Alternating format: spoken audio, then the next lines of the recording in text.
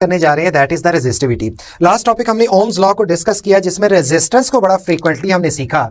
इसी टॉपिक के अंदर आ जाएगा कि रेजिस्टेंस किस किस पे डिपेंडेंस है, उसकी लेंथ पे, एरिया पे, क्योंकि हम दोनों को साथ कंबाइन कर देंगे इस टॉपिक के अंदर। हमारा ये टॉपिक है दैट इज द रेजिस्टिविटी।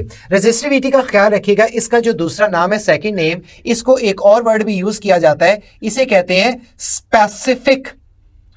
ठीक है, स्पेसिफिक रेजिस्टेंस, ये वर्ड भी याद रखिएगा। Second name of the resistivity is known as the specific resistance. इसको आपने लाजमी नोट डाउन कर लेना है। मैं थोड़ा सा इसके बारे में आइडिया दे दूं, फार्मूला भी थोड़ी देर बाद करते हैं कि इसकी जो डिपेंडेंस है, ठीक है, डिपेंडेंस की बात करता हूं और एक तरफ लिख देता हूं इंडिपेंडेंट। ठीक है, यानी कि डिपेंड किस पे करता है और इंडिपेंडेंट किस पे होगा, तो हम उसको थोड़ा सा इसको रिलेट कर देते हैं। इसकी डिपेंडेंस जो होती है, ये मैं complete word, dependence number one material, यानी कि नेचर ऑफ मटेरियल, वो कौन सा होगा, और दूसरा आ जाता है इसमें टेम्परेचर। इसका आपने ख्याल रखना है कि ये दो फैक्टर्स पे डिपेंड करता है, नंबर वन मटेरियल पे और दूसरा जो होगा वो किस पे डिपेंड करेगा, टेम्परेचर पे। इंडिपेंडेंट किस पे होगा, इंडिपेंडेंट मतलब के फर्दर डायमेंशंस के ऊपर। अब लफ्ज मैं यहां पे लिखने जा रहा हूं डायमेंशंस। ठीक है, इस डायमेंशन लफ्ज का क्या मतलब हो गया, डायमेंशन लफ्ज का मतलब हो गया लेंथ, ठीक है, एरिया कह दें या जनरल वॉल्यूम, ये यानी कि लेंथ, एरिया, विड्थ वगैरह, ये इसके क्या होगा, इंडिपेंडेंट होता है। तो लिहाजा इसका आपने ख्याल रखना है इस फैक्टर का कि एक्चुअली ये डिपेंड किस पे करता है और ये इंडिपेंडेंट किस पे होता है। अब आते हैं इसके फार्मूला के ऊपर जो कि मेन आपने याद रखना है। ठीक है, स्टार्ट हम यहां से करते हैं कि इसको प्रूफ तो नहीं करना, फार्मूला रो एल ओवर ए है जी। ठीक है, ये है अब रेजिस्टेंस की इन टर्म्स ऑफ रेजिस्टिविटी रिलेशन आपने पढ़ ली है। इसी के साथ रेजिस्टिविटी के फार्मूले पे आते आते मैं पहले यहां पे क्लैरिफाई कर दूं, प्लीज इसका ख्याल रखिएगा। Resistance is directly proportional to length के और इनवर्सली प्रोपोर्शनल टू किसके हो गया, एरिया के। ये अब आपने ख्याल रखना है यहां पे। और इसी तरह यहां पे अब आपको याद होगा कि मैं अब थोड़ा डायरेक्ट लिखने लगा हूं कि रेजिस्टेंस 1 ओवर आर स्क्वायर। ये कुछ क्लियर हुई आपको बात, ये जो एरिया है कि since A is equal to किसके इक्वल जी, पाई आर स्क्वायर के, या पाई डी स्क्वायर ओवर 4 भी आ सकता है। तो resistance inversely directly inversely proportional to the square of diameter. ये टर्मिनोलॉजीज बड़ी इंपॉर्टेंट है स्टूडेंट, आपने ख्याल रखना है। मैं दोबारा बोल रहा हूं, रेजिस्टिविटी के फार्मूले की तरफ जाने से पहले रेजिस्टेंस का इन टर्म्स ऑफ रेजिस्टिविटी जो डिपेंड आपके पास आ रहा है, रो एल ओवर ए है।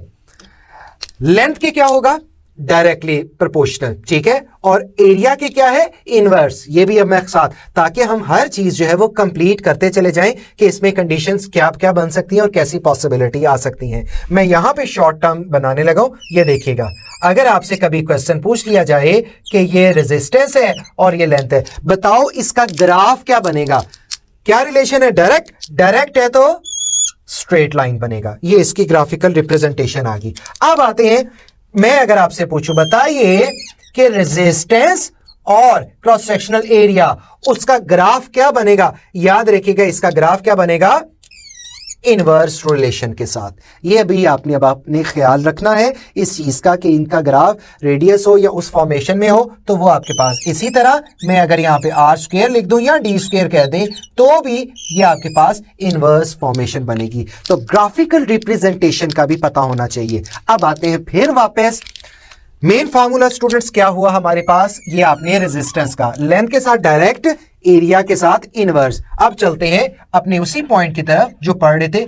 रेजिस्टिविटी का फार्मूला क्या बनेगा जी, ये बात बताएं।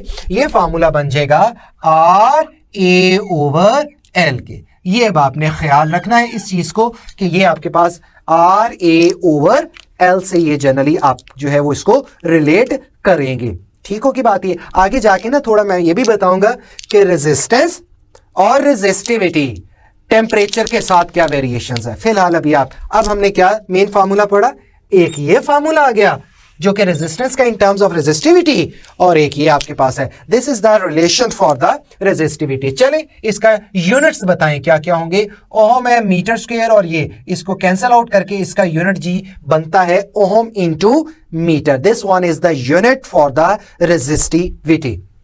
ठीक होगी बात, ये आपने पॉइंट आउट कर लेना इसको। एरिया और इसके ऊपर तो ये डिपेंड जनरली नहीं करेगा। उसके बाद हम चलते हैं कि फर्दर जो रेसिप्रोकल, ये भी अब आपने, reciprocal of resistivity is called, क्या कहेंगे जी, कंडक्टिविटी। ठीक है, तो मैं इसका सिंपल ये कह देता हूं कि ये सिंबल इसका कंडक्टिविटी 1/, ये। अब मैं वही बात अब आपसे पूछने लगा हूं कि अगर मैं कहूं कि बताओ जी इसका वो प्रोडक्ट क्या होगा, तो ये भी आपने फार्मूला, तो जारी बात है conductivity into resistivity that is equal to 1 के इक्वल होगा। तो अब कितने फार्मूलाज हो गए हमारे पास, 1, 2 and 3। प्लीज शॉर्ट लिस्ट इसको आपने कर लेना है। तो ये एक दूसरे का क्या है, रेसिप्रोकल है। अब आते हैं, जब भी फार्मूलाज बन जाए ना स्टूडेंट्स, उनकी शेप्स भी आती है। इसमें MD-CAT के अंदर फार्मूलाज की शेप भी डिफरेंट पूछी जा सकती है। अब मुझे बताएं, अगर मैं कहूं बताओ जरा कंडक्टिविटी का फार्मूला यहां पे क्या बनेगा, वो देखिए ऊपर RA/L है, तो बताइए क्या बनेगा, L/RA बन जाएगा। ले जी, एक शेप और आ गई हमारे पास, कन्वर्जेंस आती चली जा रही है। रेजिस्टिविटी, ये क्या आ जाएगा, कंडक्टिविटी। ठीक है, अब आते हैं एक और शेप को चेंज करते हैं। फार्मूला था ये, मैं चलिए यहीं पे मेंशन कर देता हूं, ρL/A पढ़ा ना आपने। ले जी, इसकी कोई शेप और बन सकती है, बिल्कुल बन सकती है, L/कंडक्टिविटी इंटू A। ले जी, ये फार्मूला भी ऑप्शंस में हो सकता है। तो लिहाजा ये भी टर्म आ गई, ये आपको समझ आई होगी। रेजिस्टिविटी 1/कंडक्टिविटी, ये भी आपने लाजमी इसको जो है वो नोट डाउन करना है। ठीक हो की बात ये। तो मैंने क्या कहा, रेजिस्टिविटी का दूसरा नाम क्या होता है, स्पेसिफिक रेजिस्टेंस। ठीक है, अब आते हैं, मैं यहां पे पॉइंट आउट करता चला जाऊं, ये नोट डाउन कर लेना है। अभी आपने एक लफ्ज इस्तेमाल किया है कंडक्टिविटी। ठीक है, कंडक्टिविटी, सिंबल आपने स्मॉल सिग्मा जी। बताइएगा, जाहिर बात है इसका जो यूनिट होगा वो क्या बनेगा। अभी आपने कहा रेजिस्टिविटी का यूनिट क्या है, ओम मीटर। ले जी, इसका यूनिट रेसिप्रोकल है, पर ओम पर मीटर की फॉर्म में इसका यूनिट भी आ जाएगा। और ख्याल रखिएगा, इसका जो दूसरा नाम है जरा खुद बनाते हैं, क्या था, resistivity is also known as specific resistance, conductivity also known as specific, लेकिन वर्ड पता क्या आएगा, वो क्या था, रेजिस्टेंस, ये क्या आ जाएगा, कंडक्टेंस। ये स्टूडेंट जरा नोट डाउन आपने ये पॉइंट जरा लाजमी करना है कि ये इसका जो आपके पास है इनवर्स सारी बात है वो है, तो वो उसकी रिलेशन इसके साथ जो बन जाएगी। ले जी, हमने फार्मूला कौन कौन से, नंबर 1 रेजिस्टेंस, लेंथ के डायरेक्टली एरिया के इनवर्स, लेंथ बढ़ेगी तो रेजिस्टेंस भी बढ़ जाएगा। ये उसका ग्राफ, ये एरिया के हवाले से ग्राफ। एक पहला रेजिस्टिविटी का formula ρA/L, unit reciprocal is known as conductivity, conductivity का रेसिप्रोकल रेजिस्टिविटी और रेजिस्टिविटी का रेसिप्रोकल कंडक्टिविटी, प्रोडक्ट 1। जो ये फार्मूला कंडक्टिविटी में इसको रिवर्स कर दे तो वो कंडक्टिविटी का फार्मूला आ जाएगा। ये डिफरेंट शेप है, ρL/A फार्मूला होता है। अगर इसकी डिफरेंट शेप आ जाए इन टर्म्स ऑफ कंडक्टिविटी तो ये क्या बन जाएगा, ये आपके पास बन जाएगा R is equal to ρL/A। और मैं वर्बली बोल रहा हूं, जरा ख्याल रखिएगा। मैं पता आपसे पूछता हूं, रेजिस्टेंस का फार्मूला ये है इस फॉर्म में, तो कंडक्टेंस का फार्मूला फिर क्या होता, सोचें। जाहिर बात है कंडक्टेंस अगर आ गया है तो ऑब्वियसली ये फिर क्या बन जाता, ये उसका रिवर्स हो जाता। ये आपने खुद बनाना है। What is the relation for the conductance in terms of resistivity भी और कंडक्टिविटी भी। देखिए ना, मैं थोड़ा सा बता देता हूं। ये देखिए, रेजिस्टेंस ये है, तो मैं अगर इसको ये देखें, R की जगह 1/G नहीं कह सकता, ρL/A हो गया, और G क्या हो जाएगा, कंडक्टेंस A/ρL, या G बराबर 1/ρ किसके बराबर है, कंडक्टिविटी। ये देखें, देखा आपने, तो ये डिफरेंट शेप्स बनती चली जाती हैं।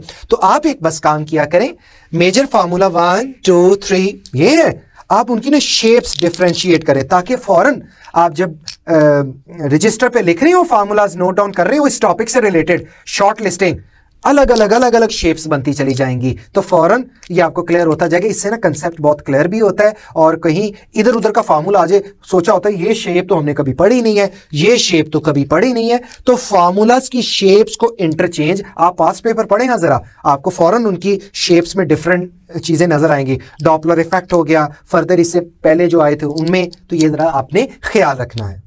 अब आते हैं आगे इसकी फॉर्मेशन की तरफ, उसमें ये इंपॉर्टेंट पॉइंट्स हैं, वो आप जरा देखिएगा।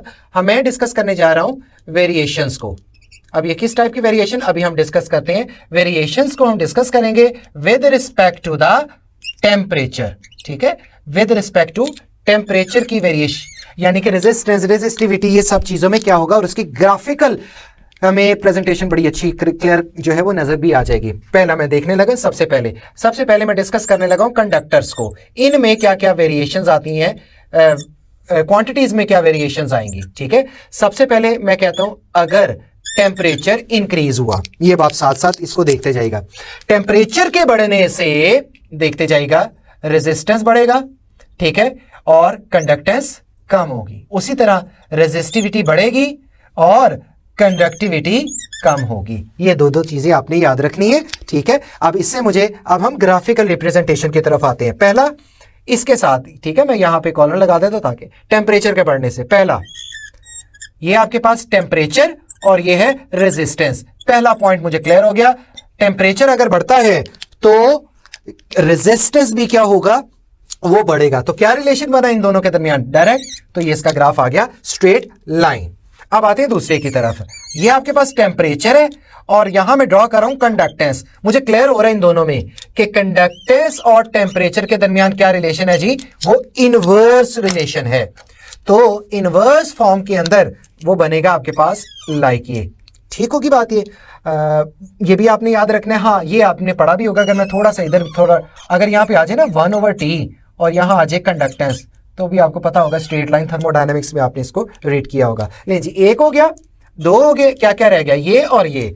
उसी तरह नेक्स्ट पे आ जाएगा ये जी, अब आपके पास ये टेम्परेचर है, ये रेजिस्टिविटी है। ले जी, टेम्परेचर बढ़ा तो फौरन क्लियर हो गया कि रेजिस्टिविटी और टेम्परेचर आपस में डायरेक्ट है। तो ये भी आपने याद रखना है कि इनकी जो लाइन बनेगी वो क्या बनेगी, स्ट्रेट लाइन बनेगी। एंड लास्ट वन वही बात कि टेम्परेचर और कंडक्टिविटी, वो आपके पास क्या रिलेशन बनेगा, इनवर्स रिलेशन आपके पास जो है वो रिलेट कर जाएगा। लेकिन ये पर्टिकुलर कंडीशंस ताकि एप्लीकेबल है, वेरी वेरी हाई या उसमें नहीं है, क्योंकि उसमें वो चीजें या कोई भी टॉपिक जो है वो चेंज हो सकता है इसके अंदर। तो इसी तरह एक और टर्मिनोलॉजी के अंदर हम आ जाएं।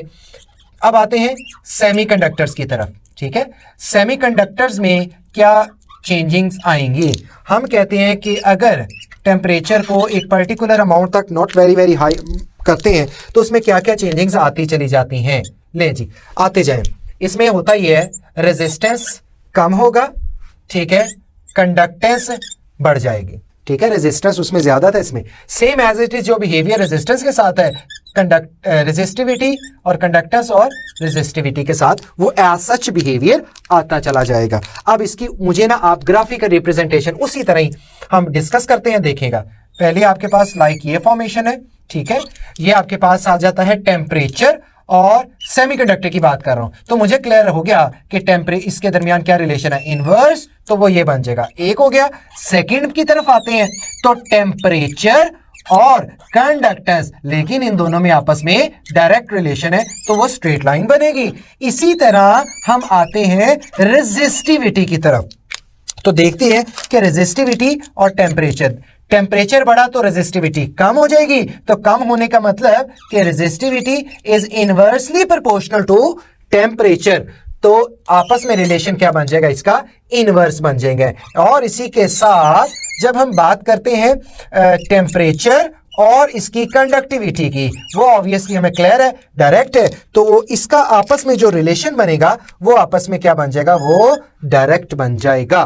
तो ये इंफॉर्मेशन जो आपके सामने मौजूद है, इसकी ग्राफिकल प्रेजेंटेशन भी आपने नोट डाउन और इसी तरह इस फॉर्म के अंदर भी आपने रिलेट करनी। मैं थोड़ा सा वैसे बता देता हूं, लेकिन ये एक एक्स्ट्रा पॉइंट है। एक आपको याद होगा कि सुपर कंडक्टर टर्मिनोलॉजी भी हम पढ़ रहे होते हैं, ठीक है, या जनरली इंसुलेटर को भी डिस्कस कर रहे होते हैं, उसमें वैसे हमें पता कि जो आइडियलाइज्ड सुपर कंडक्टर है वो टेम्परेचर बहुत हाई करे बहुत कम करे इससे कुछ भी नहीं है, जारी बात है इनका जो रेजिस्टेंस होता है वो क्या होता है, वो आपके पास जीरो, ठीक है, और कंडक्टेंस जो चल रही होती है वो इनफाइनाइट कंडीशंस के ऊपर जो है वो चल रही होती है। तो इसी तरह ये आपकी दो फॉर्मेशन है जिनको आपने याद रखना है। इसी वजह से सेमीकंडक्टर्स में, ठीक है, टेम्परेचर के इनवर्स है, रीडिंग करनी है, बुक की लाइन है, इसको कहते हैं नेगेटिव टेम्परेचर कॉफिशिएंट।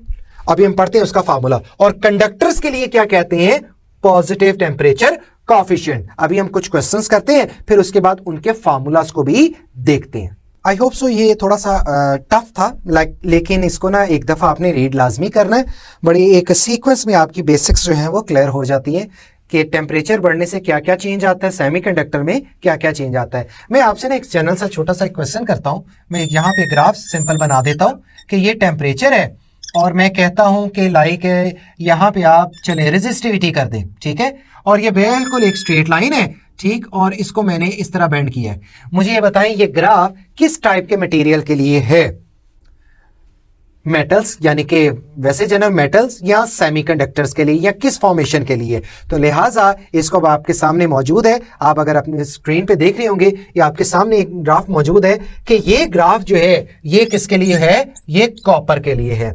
अब ये कॉपर कैसे है, अब मैं आपसे शेयर करता हूं। एक्चुअली ये ओम्स रेजिस्टिविटी का जो टॉपिक आप पढ़ते हैं ना, साइड में इंफॉर्मेशन है, तो प्लीज इसका आपने ख्याल रखना है कि एक्चुअली ये जो ग्राफ है नोट डाउन कर ले बुक में, बुक साइड इंफॉर्मेशन को लाजमी नोट डाउन कर ले। ये ग्राफ भी आ सकता है कि this is graph for the metal and that metal is the copper. तो ये ग्राफ जो है वो रेजिस्टिविटी और टेम्परेचर के लिए है।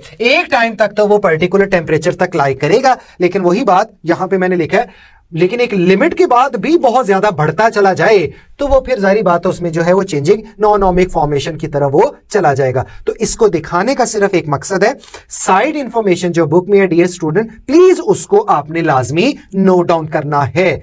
और दूसरा पॉइंट, सेमीकंडक्टर के लिए टेम्परेचर कॉफिशिएंट नेगेटिव, बुक की लाइन, कंडक्टर्स के लिए पॉजिटिव, बुक की लाइन। तो प्लीज ए लेवल्स और एफएससी आपने रीडिंग लाजमी साइड इंफॉर्मेशन पढ़ लेनी है।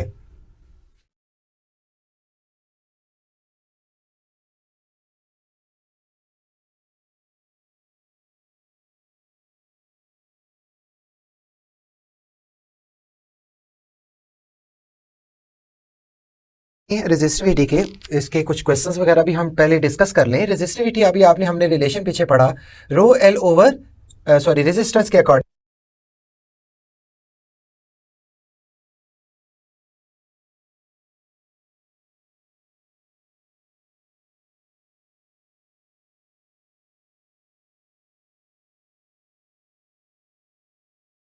To rho L over A आपके पास है। मैंने ऑलरेडी आपको बता दिया था कि इसका लेंथ के साथ डायरेक्ट है और जो क्रॉस सेक्शनल एरिया है उसके साथ क्या होगा, इनवर्स रिलेशन होगा, ठीक है। अब इसके कुछ क्वेश्चंस मैं आपसे शेयर करता हूं, वो आपने मुझे ऑलरेडी बताते चले जाना है। फॉर एग्जांपल शॉर्ट वे में करूंगा, इफ मैं एग्जांपल देता हूं, इफ लेंथ बिकम्स डबल, ठीक है, इफ द लेंथ बिकम्स, मैं कह दूंगा कि डबल हो गया, एंड एरिया जो है बिकम्स, इसी तरह कह दें एरिया बिकम्स हाफ, तो बताइए the new resistance of the wire will be. बहुत सिंपल सा क्वेश्चन है ये आपके पास। तो सिंपल आपने क्या करना है, R इज इक्वल टू, इसको आप प्राइम कह दें, रो, अब ये क्या हो जाएगा 2L हो गया और एरिया की जगह क्या आ जाएगा A/2। तो बताइएगा न्यू रेजिस्टेंस किसके बराबर, 2 ऊपर ले जाएं तो ये आपके पास क्या आ जाएगा 4 रो L ओवर A, यानी कि न्यू रेजिस्टेंस जो होगी वो पहले वाले के कितने टाइम्स आ गई, 4 टाइम्स आ गई। ये एक जनरल सा हमने क्वेश्चन जो है वो डिस्कस किया। नेक्स्ट एक क्वेश्चन और करते हैं।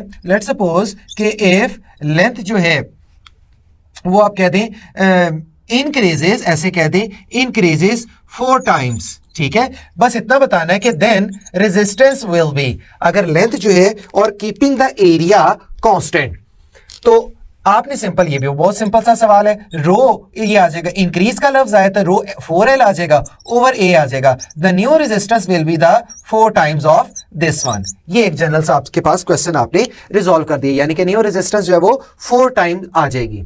अब हम बात करते हैं, मैं मेंशन करता हूं कि इफ फॉर एग्जाम्पल एक वायर है, उसकी रेजिस्टेंस है जी 2 ओम कह दें इसको, एक वायर है उसकी रेजिस्टेंस जितनी है 2 ओम, एंड इफ, आगे क्वेश्चन क्या कह रहा है कि इफ जो लेंथ है वो आप कह दें बिकम्स, ऐसे कर दें बिकम्स 3 टाइम्स, ठीक है, बिकम्स 3 टाइम्स, एंड एरिया ऐसे कर लें बिकम्स, ऐसे शेप कर दें बिकम्स, इसी तरह रिलेट कर लें कि एरिया है, एरिया बिकम्स, ये भी 3 टाइम्स ही कर लें, तो देखते हैं कि क्या होता है। द न्यू रेजिस्टेंस जो भी नहीं आएगी वो क्या होगी।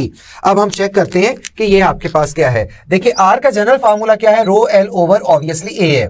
न्यू रेजिस्टेंस में क्या आ जाएगा, रो अपनी जगह, मटेरियल एक ही है, मटेरियल एक लिया, कोई ऐसा सच नहीं है, वो हमने डिस्कस कर दिया इसको। उसके बाद हम शेयर करते हैं कि लेंथ जो है वो कितने टाइम्स आ गई, मैंने कहा 3 टाइम्स, और एरिया भी ऐसे कर दिया जी, ये 3 टाइम्स हो गया, तो ये तो कंडीशन वैसे आ जाएगी, ये और ये कैंसिल हो जाएगा, ये आपके पास फार्मूला वही पुराने वाला बन जाएगा जो कि आर है, और आर जो है ऑलरेडी किसके बराबर है, अभी मैंने बताया वो 2 ओम के है, तो इसका आंसर सेम ही रहेगा, वो क्या रहेगा, वो 2 ओम ही रहेगा, उसमें एज सच कोई चेंज नहीं आएगा। ठीक है, अब एक क्वेश्चन और करते हैं।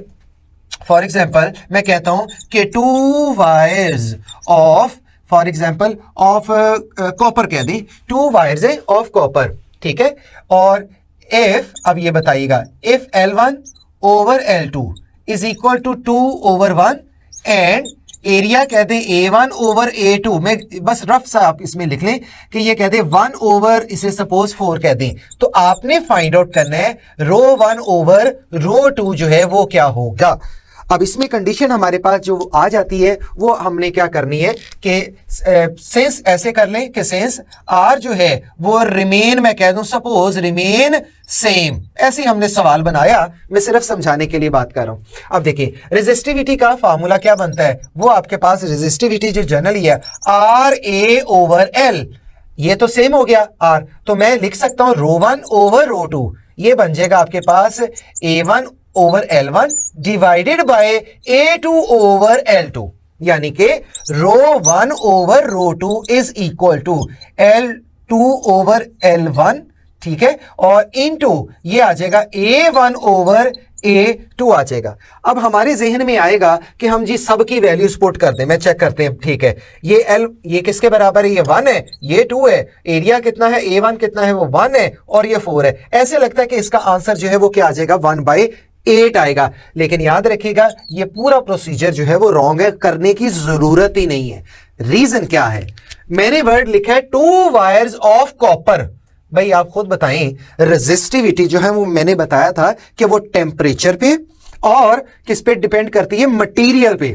भाई मटेरियल ही सेम है, मैंने 2 वायर्स ऑफ कॉपर, ये तो नहीं कहा 2 wires 1 is copper and 1 is silver, फिर चेंज मैं ये सारा प्रोसीजर करता, तो मुझे ये सारा प्रोसीजर करने की जरूरत ही नहीं है। आपने सिंपल रो 1 ओवर रो 2, सिंपल 1 ओवर 1, यानी कि ऐसे कर दें कि रो 1 रेशो रो 2, आंसर आएगा 1/1। इसको तो सॉल्व ही नहीं करना, क्योंकि कॉपर की रेजिस्टिविटी की जो वैल्यू है वो आपके पास क्या रहती है, वो क्या है, सेम है, क्योंकि रेजिस्टिविटी जस्ट टेम्परेचर और इसमें मटेरियल के ऊपर डिपेंड करती है। अब अगला सवाल देखिएगा, वो हो गया कंडीशन। मैंने अभी इसमें क्वेश्चन यहां पे क्या लिखा है, यहां से ये देखिए, फॉर 2 कॉपर वायर्स, मटेरियल तो सेम है, if length L1 ratio L2 2 ratio 1 and A1 ratio A2 कितना 3 ratio 2, then R1 ratio R2 निकालें। अब इसमें कर सकते हैं क्योंकि रेजिस्टेंस जो है वो डायमेंशन यानी कि लेंथ एरिया पे डिपेंड करता है, तो हमें पता चल गया R1 ओवर R2 कैसे आप करेंगे, आप करेंगे रो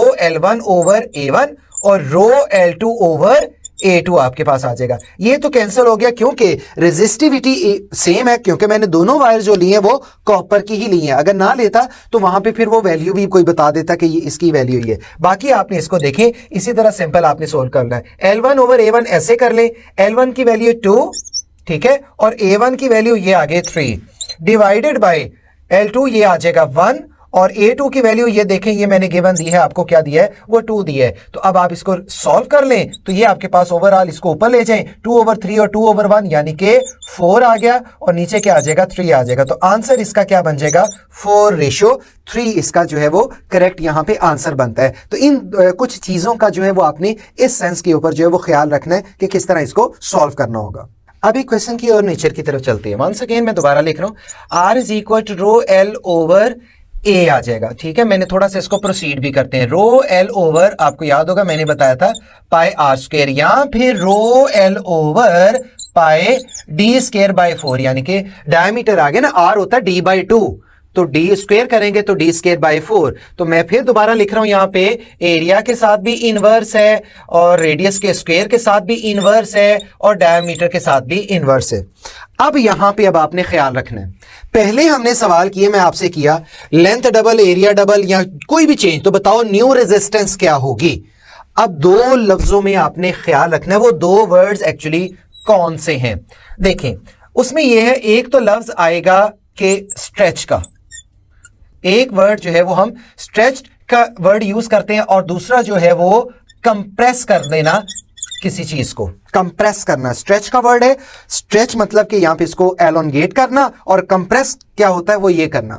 अब इसमें आपने ख्याल रखना है इन दो वर्ड्स के लिए, इन दोनों वर्ड्स के लिए। ये देखें, पहले तो इस फार्मूले को देख के मुझे ये बताइएगा, ये जो हमने लिखा है रो एल ओवर ए, आपने गौर किया हो कि लेंथ है और ये आपके पास क्या है, एरिया है। याद रखिएगा कि जब हम स्ट्रेच की बात करेंगे, स्ट्रेच के लफ्ज में लेंथ क्या होगी जी, इंक्रीज होगी। और याद रखिएगा जब कोई भी वैल्यू उसको हम खींचते हैं, एक रबर को खींचते जाएं, लेंथ बढ़ती जाएगी, लेकिन उसका क्रॉस मोटाई जो है, क्रॉस सेक्शनल एरिया, वो क्या होता जाएगा, कम होता जाएगा। यहां पे अब ख्याल रखना है कि जितने टाइम्स लेंथ बढ़ेगी उतने टाइम्स एरिया कम होगा। पहले सवालों में मैंने लिखा कि लेंथ इतनी दी है, एरिया इतना दिया, तो बताओ रेजिस्टेंस क्या होगी। अब मैं ये वर्ड नहीं कहूंगा, अब मैं वर्ड एक ही इस्तेमाल करूंगा, by stretching. If length increases 2 times then resistance will be. तो एरिया का डिसीजन आपने खुद लेना है। देखिए कंप्रेस कर देना, कंप्रेस से क्या होता है, लेंथ कम होती है और एरिया उतने टाइम्स क्या हो जाएगा, वो इंक्रीज हो जाएगा। तो इस बात का आपने ख्याल रखना है, यानी कि लेंथ अगर डबल हुई है तो एरिया हाफ हो जाएगा, लेंथ अगर हाफ हुई है तो एरिया डबल हो जाएगा। अब ये सवाल करके पता चलेगा कि हम यहां पे एक्चुअली करना क्या चाह रहे हैं। क्वेश्चन मैं लिखता हूं, वो आपने बताना है। मैं सिंपल वर्ड में लिख देता हूं, बाय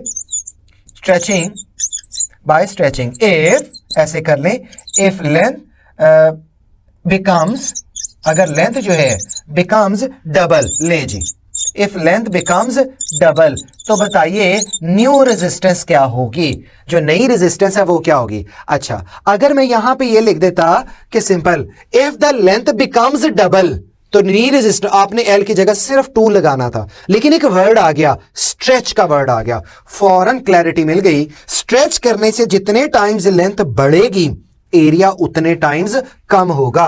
तो आपने क्या करना है, आर इज इक्वल टू रो, ये 2L लगा दिया, लेकिन ये गलत हो जाएगा सवाल, क्योंकि यहां पे स्ट्रेच का वर्ड आया हुआ है। तो जितने टाइम्स लेंथ बढ़ी है ना, उतने टाइम्स एरिया कम कर दें, a/2। न्यू रेजिस्टेंस जो आएगी 2 और 2 कितना हो जाएगा, 4 रो एल ओवर ए, यानी कि न्यू रेजिस्टेंस कितने टाइम्स आ जाएगी, 4 टाइम्स आ जाएगी। इसका ख्याल रखना है। मैं फिर बोल रहा हूं, स्ट्रेचिंग वर्ड का और इसका कंप्रेस करने का वर्ड याद रखना है। अब एक और क्वेश्चन करते हैं, मैं अब शॉर्ट वर्ड में करूंगा, प्लीज समझ आइएगा। इस तरह कर दें, बाय कंप्रेशन, ऐसे वर्ड यूज कर लें, बाय कंप्रेशन। ठीक है, इफ एरिया इंक्रीजेज 3 times ही, ठीक है, देन बताइएगा न्यू रेजिस्टेंस क्या होगा।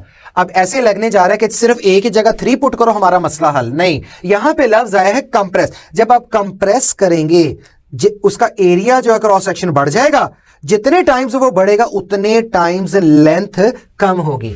अब आपने डिसाइड करना है, करेंगे क्या, न्यू फार्मूला, रो एल भी लगा दिया, ए की जगह तो चलो कर दिया A3A, लेकिन यहां पे नहीं, क्योंकि यहां वर्ड कंप्रेशन का है। एरिया जितने टाइम्स बढ़ा, लेंथ उतने टाइम कम, 3 नीचे आ जाएगा, तो ये बन जाएगा 1/9 रो एल ओवर ए, यानी कि 1/9 R। जो न्यू रेजिस्टेंस आएगी वो 1/9 R होगी। ठीक है, तो इसका अब आपने ख्याल रखना है। पहले सवालों में था लेंथ बड़ी, एरिया ये है, बताओ रेजिस्टेंस, लेंथ इतनी है या एरिया इतना, बताओ रेजिस्टेंस। अब क्या होगा कि सिंपल आपने वर्ड क्या इस्तेमाल किया कि बताइएगा कि इसमें कंडीशन हमारे पास क्या आएगी, क्योंकि यहां पे दो वर्ड्स, एक स्ट्रेच का और एक कंप्रेस का। एक क्वेश्चन और करते हैं, वो इससे हटके पुराने वाले कंडीशन में आ जाता है। मैं कहता हूं कि इस तरह कर लें कि इफ रेडियस, सिंपल वर्ड्स है, बिकम्स, ऐसे लिख लें, इफ द रेडियस बिकम्स कर दे डबल, ठीक है, then if the radius becomes double then कर दें न्यू आर क्या होगा। देखिए इसमें ना तो कोई वर्ड आया स्ट्रेच का, ना ही वर्ड आया है कंप्रेस का। इसको सिंपल वे से करें, लेकिन मसला आ गया ये रेडियस कहां से आ गया, बिल्कुल फार्मूले में है तो सही, रो एल ओवर, अब क्या आ जाएगा pi R square, rho L over pi R की जगह क्या आ जाएगा 2r का स्क्वायर, ये आ जाएगा rho L over 4 pi R square, यानी कि ये आ जाएगा 1/4 और बाकी तमाम फार्मूला दोबारा वापस लेके जाएं तो ये बन गया, यानी कि new resistance will B r/4 आ जाएगी। ये बड़ा ख्याल रखना है। अब आते हैं इसके लास्ट फेज की तरफ, इस टाइप के क्वेश्चंस की तरफ। वो बड़े ध्यान से आपने करना है कि वो क्या होगा। मैंने बताया यहां पे है कि सिंपल, मैं यहां पे लिखने भी जा रहा हूं कि ऐसे आप कर लें ये कंडीशन कि जब भी कंप्रेस या स्ट्रेच का वर्डिंग यूज कर रहे होते हैं, जितने टाइम्स लेंथ बढ़ती है, लेंथ का ताल्लुक एरिया के साथ है, रेडियस वगैरह नहीं, किसके साथ, एरिया के साथ। पहले एरिया की शेप बनाएंगे, जो इसके साथ नंबर आएगा मुझे पता होगा भी इसके साथ मैंने क्या करना है। ये जरा टफ पॉइंट है, मैं कोशिश करता हूं कि आपको अंडरस्टैंडिंग हो इसकी, कि वो हम देखते हैं कि इसका क्या बनेगा। मैं क्वेश्चन लिखता हूं, बड़े ध्यान से सुनिएगा। ये जरा टफ है। मैं कहता हूं कि इफ बाय, ऐसे लिखने चले, इफ बाय स्ट्रेचिंग, ठीक है, इफ बाय स्ट्रेचिंग, ठीक, radius becomes half, then new resistance क्या होगी। ये है पॉइंट, ये जरा थोड़ा टफ है। अब मसला ये आ गया, फौरन मुझे पता चल जाता ना यहां पे area becomes half, area half love stretching का, मैंने उसको फौरन डबल कर देना था और इसमें पुट करके आंसर आ जाना था। अब ये चीज नहीं होगी। पहले तो ना आपको एरिया के साथ देखते हैं कि शेप क्या आएगी। इस वाले सवालों को करना क्या होता है, देखें, ये लुक एट दैट। ये आपने करना है कि रो एल फार्मूला ये लिखना पड़ेगा, होता वैसे ए वाले के साथ है। अब क्या करेंगे, अक्सर ये स्टूडेंट गलती क्या करते हैं, रो एल लिख दिया, अब देखें पाई आर कितना आ गया, ये देखें आर कितना बिकम्स हाफ, आर की जगह लिख दिया r/2 और उसके स्क्वायर भी कर दिया। यहां गलती क्या करते हैं, यहां पे r/2 लिखा है ना, स्टूडेंट वहीं पे 2l कर देते हैं, यानी कि रेडियस हाफ हुआ है तो लेंथ डबल कर दी, ये गलत हो जाएगा। मैंने बताया है लेंथ का ताल्लुक सिर्फ एरिया के साथ है। पहले ना आप इसकी एरिया की शेप बनाएं। शेप का मतलब देखो, जब रेडियस और डायमीटर दिया जाएगा डबल, ये वो स्ट्रेच या कंप्रेस करने से, तब तक आपने लेंथ के साथ कोई डिसीजन नहीं लेना जब तक कि एरिया की शेप ना आ जाए। देखें रो एल आ गया, पाई आर स्क्वायर ओवर ये 4 आ गया, कुछ नहीं करना भी, पहले शेप बनाई। रो एल आ गया, पाई आर स्क्वायर ए लें जी। अब मैं डिसाइड करूंगा, अब मैंने देखा कि एरिया कम हो गया है 4 टाइम्स। अब बताएं कि लेंथ के साथ क्या किया जाए, लेंथ को 4 टाइम इंक्रीज कर दें, रो 4l ओवर a/4। यहां पे प्लीज डायमीटर आ जाए या रेडियस आ जाए, डिसीजन नहीं लेना जब तक कि ये वाली शेप ना आ जाए। मुझे पता चला एरिया 4 टाइम कम हुआ है तो मैंने फौरन अब लेंथ का डिसीजन लेना है, तो 4 लगा दी, ऊपर जाएगा तो ये देखें जी 16 रो l ओवर a, तो न्यू रेजिस्टेंस जो आ जाएगी वो कितनी आ जाएगी, 16 आर आ जाएगी। इस तरह आपने ये क्वेश्चन करना है। तो अब ये हमारे पास एक क्वेश्चन और करते हैं। हाँ, ये मैंने फार्मूला लिखा, जरूरी नहीं है कि आप पूरा फार्मूला लिखें, मैं यहां पे मेंशन कर देता हूं। Rho proportional to L over A भी कह सकते हैं, proportional to L over R square भी कह सकते हैं, एल ओवर डी स्क्वायर भी कह सकते हैं, डोंट वरी। अब इसका एक क्वेश्चन मैं करता हूं कि फॉर एग्जाम्पल मैं डायरेक्ट लिख रहा हूं, बाय, ऐसे लिख लो, चलो कंप्रेशन, मैंने कंप्रेस किया किसी वायर को, ठीक है, बाय कंप्रेशन इफ रेडियस, ये आर है, ठीक है, इफ रेडियस आप कंप्रेस करने से सारी बातें बढ़ता है, इफ रेडियस इंक्रीजेस 3 टाइम्स, ठीक है, देन न्यू आर क्या होगा, वो आपने अब बताना है। अब ये भी कर सकते हो, पूरा लगाना तो वो भी कर ले, it's up to you. Now अब देखिए मैंने फार्मूला लगा लिया जी, rho L over pi R, R कितना इंक्रीज हुआ जी, 3 टाइम्स आर का स्क्वायर। ले जी, क्या मैंने देखा कंप्रेशन है, जितने टाइम्स वो इंक्रीज हुआ उतने टाइम्स लेंथ कम हो जानी है। तो क्या मैं अभी फौरन एल के साथ कुछ लिख दूं 3 कि 3r बड़ा है तो एल 3 टाइम कम हो जाएगा? नहीं, मैंने बताया है कि लेंथ और एरिया के साथ पहले इसकी ना एरिया वाली शेप बनाते हैं। ये आ जाएगा रो, डायरेक्ट बताएं, ये 9 हो जाएगा, ये आ जाएगा 9, ये 9 लिखा है, 9 पाई आर स्क्वायर, या फिर रो एल ओवर 9a। ले जी, अब डिसाइड करेंगे। एरिया की शक्ल आ गई मेरे पास, शेप आ गई। मैं यहां देख रहा हूं एरिया कितने टाइम इंक्रीज हुआ जी? 9 टाइम्स।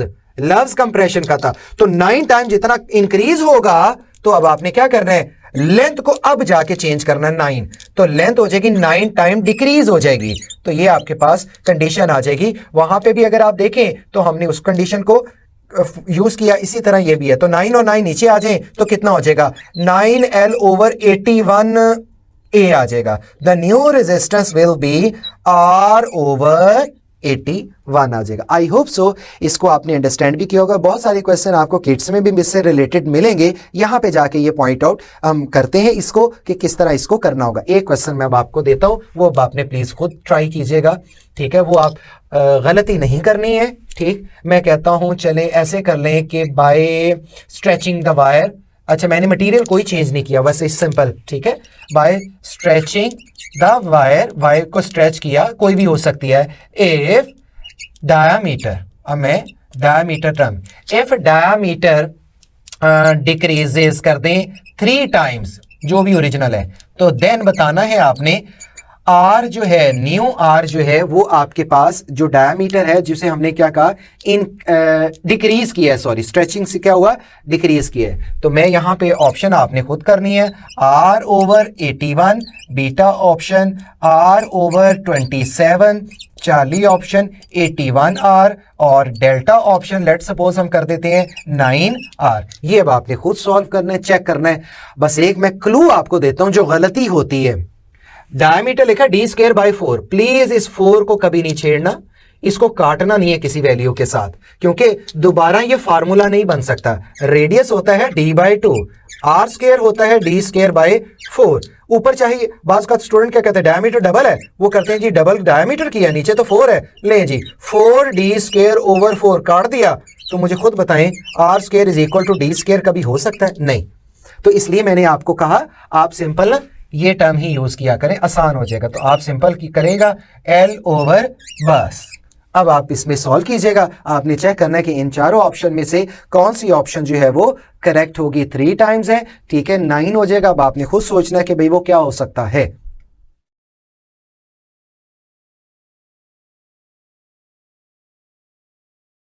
टॉपिक तो नहीं कहेंगे, उसी का पार्ट है। टेम्परेचर कोएफिशिएंट जो है वो अब आपने याद रखना है। इसका जनरल फार्मूला जो होता है इसको आप रिप्रेजेंट करते हैं अल्फा। फार्मूला क्या होता है, RT माइनस R0, ठीक है?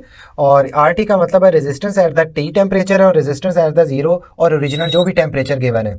और नीचे आपके पास क्या आ जाएगा, अल्फा = RT माइनस R0 और इनटू R0 मल्टीप्लाई बाय ये T आ जाएगा, वे T is the change in temperature. इसका भी अब आपने ख्याल रखना है। ये क्वेश्चन या ये फॉर्मूला आपसे वैसे ही जनरल पूछा जा सकता है कि इसकी शेप और फॉर्मेशन क्या होगी। इसका ये भी शेप याद रखिए, RT minus R0 over R0 into ये डेल्टा T भी होता है। ख्याल रखिएगा इस चीज का कि ये T जो स्मॉल है ना, ये चेंज इन टेम्परेचर है। अक्सर इसको सिंपल हम टेम्परेचर कह रहे होते हैं, यानी कि थोड़ा सा मैं आइडिया दे दूं, यानी कि डेल्टा T कह दें या यहाँ पे T कह दें, that is equal to T2 minus ये T1 है। अच्छा, इस चीज का भी डियर स्टूडेंट जरा ख्याल रखिएगा। मैं वैसे ही आपसे पूछने लगा हूं कि अगर मैं चेंज कोई वैल्यू उसके ऊपर स्क्वायर करूं तो मुझे बताइएगा कि इनमें से ये करेक्शन जो है वो ऑलरेडी किस तरह आप इसको सॉल्व करेंगे। मुझे बताइएगा T2 minus T1 whole square और T2 square minus T1 square, इनमें से करेक्ट कौन सा है? तो याद रखिएगा, जब डेल्टा या किसी चेंज के ऊपर स्क्वायर आता है ना, कभी आपको याद होगा आपने बायनोमियल थ्योरम कुछ इस तरह पढ़ा होगा, बहरहाल हमने तो उसकी डिटेल में नहीं जाना। जब चेंज के ऊपर स्क्वायर आए ना, डिफरेंस लेके स्क्वायर नहीं करते हैं, स्क्वेयर्स का डिफरेंस लेते हैं, ये ख्याल रखिएगा। हम अक्सर ये गलती कर देते हैं, माइनस करके उसका स्क्वेयर, इसका मतलब ये नहीं होता, प्लीज इसका ख्याल रखिएगा। इसका मतलब होता है स्क्वेयर्स लेके उनका माइनस कर देना। ये जरा मैथमेटिकल टर्म है, वो मैंने आपसे शेयर कर ली है। अब इसको ना थोड़ा सा और हम कर लेते हैं, थोड़ा सा मॉडिफाई कर लेते हैं। देखो ना, इसको इधर लेके जाओ तो ये बन जाएगा alpha R0T is equal to R T minus R naught कर दें। इसको जब आप इधर ले आएंगे तो बताइए कि क्या प्लस आ जाएगा ना, ये तो प्लस जब आ जाएगा तो R naught plus alpha R naught T is equal to R T आ जाएगा। मैं अरेंज भी कर रहा हूं तो बताना आर टी की वैल्यू किसके बराबर आ जाएगी। अगर मैं आर नॉट कॉमन ले लूं तो 1 प्लस एल्फा टी आ सकता है, ठीक है, या इस तरह भी कह दें R T is equal to R naught 1 plus alpha delta T. तो ये दोनों फार्मूलाज ख्याल रखिएगा, ये उसी से रिलेटेड हम जो है वो फॉर्मेशन बनाते हैं। ये तो हो गया इन टर्म्स ऑफ रेजिस्टेंस जो टेम्परेचर है। इसी तरह ये एक और भी याद रखिएगा, alpha is equal to in terms of resistivity rho T into rho naught over, ये आपके पास क्या आ जाएगा, रो नॉट इंटू ये टी आ जाएगा। इसी तरह बिल्कुल उसी तरह यही formula rho T is equal to rho naught into 1 plus alpha T कह दें या डेल्टा टी कह दें, इट्स अप टू यू।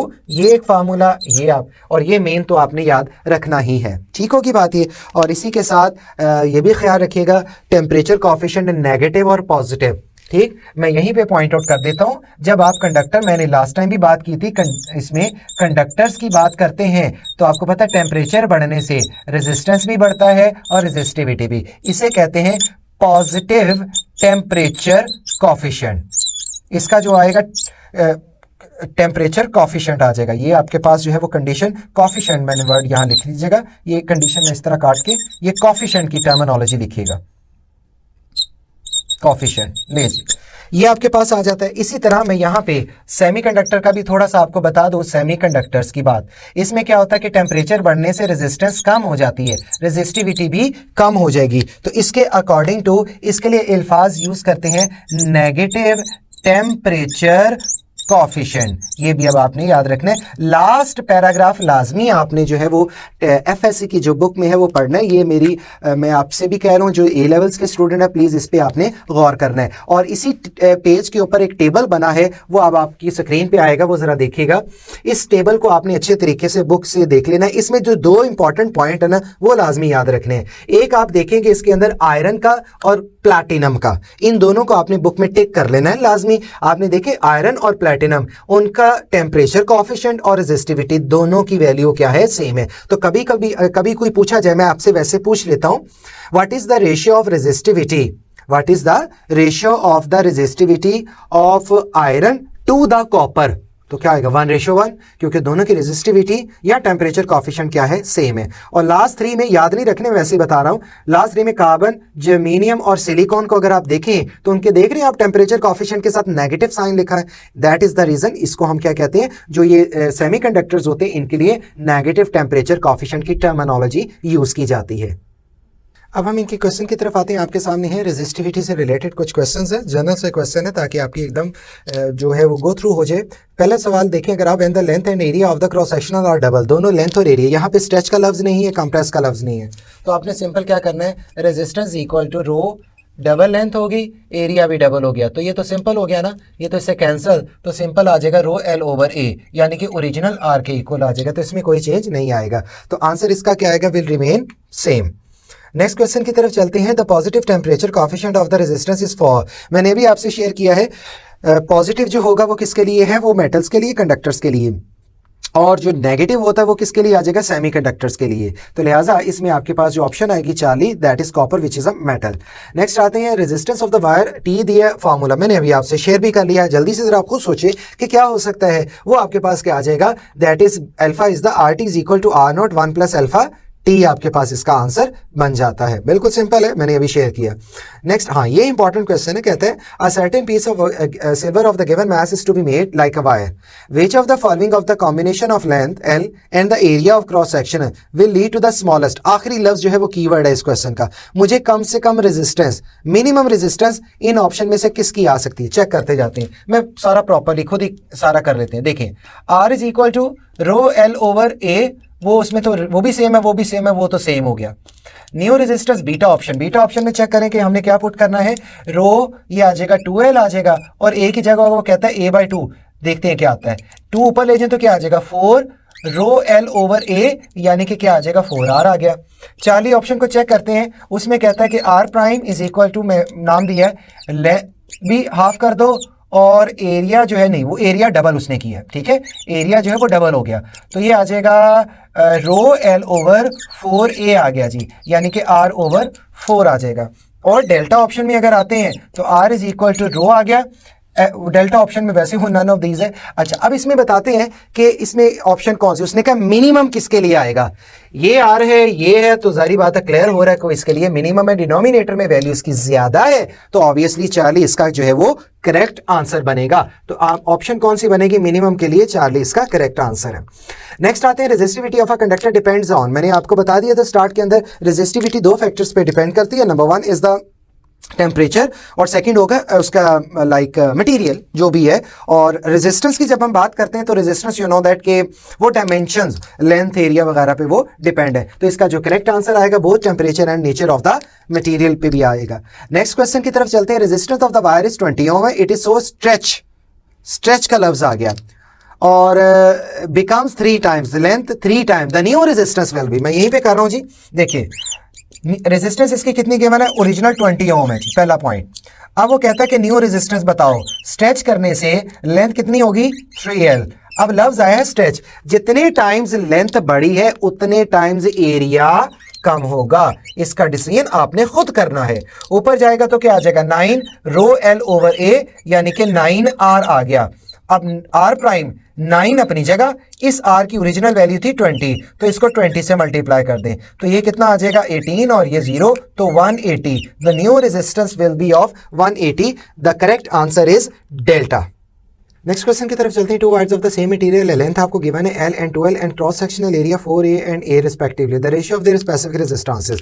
फौरन हमें शो होगा कि शायद हम ये करने जा रहे हैं कि R1 ओवर R2 लगाएं, ऊपर इनके फार्मूलाज पुट कर दें, रो लाइक रो L1 ओवर A1, रो L2 ओवर A2, तो ये करने की ज़रूरत ही नहीं है। यहाँ पे आप ज़रा गौर कीजिए, इस क्वेश्चन के अंदर कीवर्ड है क्या, उसने एंड पे पूछा स्पेसिफिक रेजिस्टेंस। स्पेसिफिक रेजिस्टेंस का मतलब क्या हुआ कि रेजिस्टिविटी फाइंड आउट करनी है, और ऊपर लाइन में क्या लिखा है, to wires of same material. भाई मटेरियल अगर सेम है तो रेजिस्टिविटी क्या होगी, same, because resistivity only depend upon temperature और उसके मटेरियल पे, तो करने की जरूरत ही नहीं है सॉल्व, ये तो लगेगा नहीं रिलेशन, तो आंसर आपके पास सिंपल आ जाएगा, that is the alpha 1:1। Next देखिएगा, दैट इज इंपॉर्टेंट, ये आपका न्यूमेरिकल भी है, मैंने मार्क भी करवाया है आपको स्टार्ट फर्स्ट लेक्चर के अंदर। Resistance of the filament bulb जो है वो आपको दिया हुआ है वो 100 ओम एट 100 डिग्री सेल्सियस के ऊपर। एक आपके पास ओरिजिनल आपको जो है वो एक दिया है, इसको suppose 100 degree given temperature original है जो भी है, यानी कि ये R0 जो आपके पास गिवन है दैट इज 100 ओम की वैल्यू आपको गिवन दी है। टेम्परेचर की हम बाद में बात करते हैं।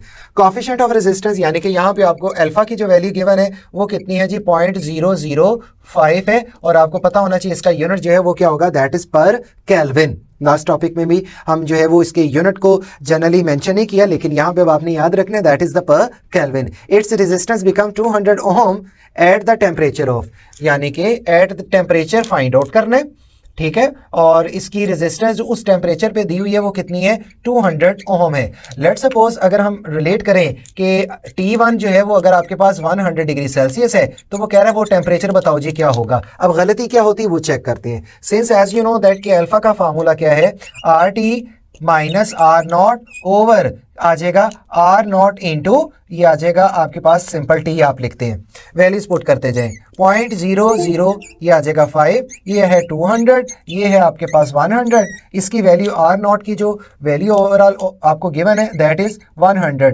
इंटू आपके पास क्या आ जाएगा T आ जाएगा।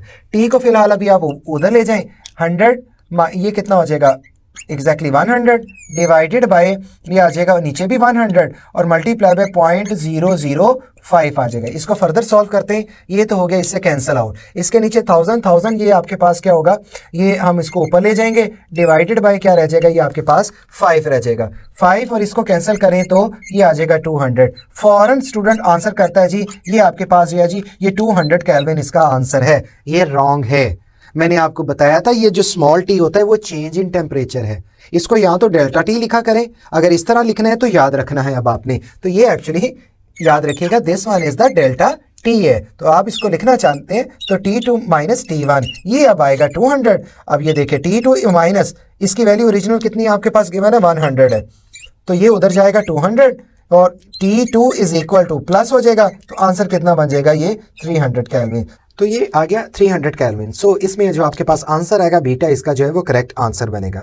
नेक्स्ट क्वेश्चन की तरफ चलते हैं। Two wires A and B made of the copper, both wires are 1 metre but wire A is 1 millimetre thick and wire B is 2 millimetre thick है, यानी कि एरिया फॉर्मेशन दी है। द स्पेसिफिक रेजिस्टेंस, बात वहीं पे खत्म हो गई। इसमें स्पेसिफिक रेजिस्टेंस मतलब कि रेजिस्टिविटी, और ऊपर जो वर्ड है वो क्या है, to wires made up of copper, दोनों वायर जो है वो कॉपर की ही है, इसका मतलब है रेजिस्टिविटी क्या होगी उसकी, सेम होगी। तो इसका जो करेक्ट आंसर बनेगा दैट इज द 40 का correct, same for both, obviously दोनों कॉपर वायर्स हैं। नेक्स्ट क्वेश्चन की तरफ चलते हैं। The reciprocal of specific resistance, देखें रेजिस्टेंस की रेसिप्रोकल था कंडक्टेंस, मैंने बताया है कि स्पेसिफिक रेजिस्टेंस का जो रेसिप्रोकल होगा वो आपके पास क्या आएगा, वो स्पेसिफिक कंडक्टेंस आएगी। तो इसका आंसर जो आएगा बीटा, इसका करेक्ट आंसर होगा। अब आते हैं नेक्स्ट क्वेश्चन की तरफ, ठीक है। ये अब आपकी एक छोटी सी असाइनमेंट होगी, वो आपने खुद करना है। Ratio of the length, masses, densities and R of two wires and resistivities, कितनी चीजें दी हैं, लेंथ, मैसेस, डेंसिटीज और साथ दिया है रेजिस्टिविटीज of two wires 1:2, 1:1, 1:2, 4:1 respectively, the ratio of their resistances। अब आपको इतना सिर्फ पता है कि रेजिस्टेंस का फार्मूला तो होता रो एल ओवर ए है। ये अब आपने खुद ट्राई करनी है कि इसका आंसर जो है वो कंडीशन कैसे बनेगा। मैं इसका क्लू आपको जरूर दूंगा। इसमें ये है, इस फार्मूले में देखें रेजिस्टिविटी आता है, लेंथ आता है, एरिया आता है, और कौन से फैक्टर्स नहीं आते हैं उनको आप निगलेक्ट कर दें। तो सिंपल, इसमें मैं वैसे आंसर बता देता हूं, सॉल्व करना है आपने। ये कैसे आएगा आंसर, इसका बनेगा बीटा। अगर ना क्लियर हो तो लाइव चैट का आपके पास ऑब्वियसली मॉड्यूल मौजूद है, वहां पे आप इसको इजीली टीचर से पूछ सकते हैं, लेकिन ट्राई खुद करें कि इसका बीटा आंसर कैसे आया। क्लू मैंने दे दिया कि डेंसिटीज और मैसेज, यहां तो कुछ लिखा ही नहीं हुआ, तो वो लिखने की यहां पर जरूरत भी नहीं है। तो चेक करिएगा कि आंसर इसका कैसे आएगा।